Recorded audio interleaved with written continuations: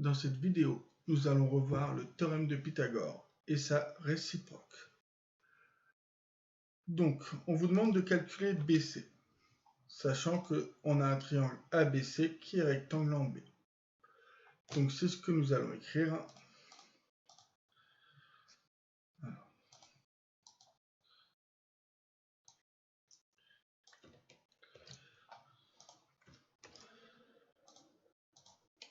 Donc, on va dire, dans le triangle ABC, rectangle en B, on a, d'après le théorème de Pythagore, donc l'hypoténuse au carré, c'est-à-dire AC au carré, qui est égale à la somme des carrés des deux autres côtés. Donc, la somme des carrés des longueurs des deux autres côtés. Donc, AB au carré plus BC au carré. Voilà.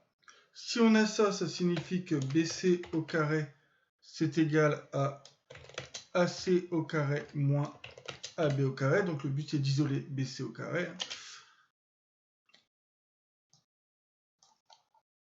Et maintenant, il n'y a plus qu'à remplacer. Donc, BC au carré, c'est égal à donc AC, c'est 10, donc 10 au carré moins 6 au carré. Vous avez du coup BC au carré qui est égal à 100 moins 36. Du coup, BC au carré est égal à 64. Et comme BC est une longueur, on n'a qu'une seule solution qui est racine carrée de 64. Donc BC, il n'y a plus de carré.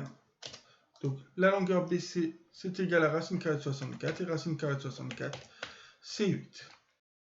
Donc voilà comment on utilise le théorème de Pythagore. Donc bien dire qu'on a un triangle rectangle. En quel point? Ensuite, déterminer si le triangle EFG est un triangle rectangle. Donc vous avez le triangle EFG qui est ici. Vous allez prendre le plus grand côté, donc GF, que vous allez calculer donc GF au carré. Donc GF au carré, c'est égal à 8 au carré, donc 64. Et vous avez fait la somme des carrés des deux autres côtés. Donc EF au carré plus GE au carré. Et donc vous avez 4,8 à mètre au carré plus 6,4 à mètre au carré.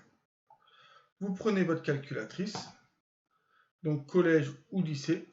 Donc la calculatrice lycée, là je vais utiliser 4,8 au carré plus 6,4 au carré et vous obtenez aussi 64. Donc vous allez dire ensuite ainsi. Donc on a GF au carré qui est égal à EF au carré plus GE au carré. D'après la réciproque du théorème de Pythagore, le triangle EFG est rectangle. Et rectangle en quel point? Si GF, du coup, c'est l'hypoténuse, il est rectangle en E. C'est là où vous voyez deux fois le point E ici, donc en E.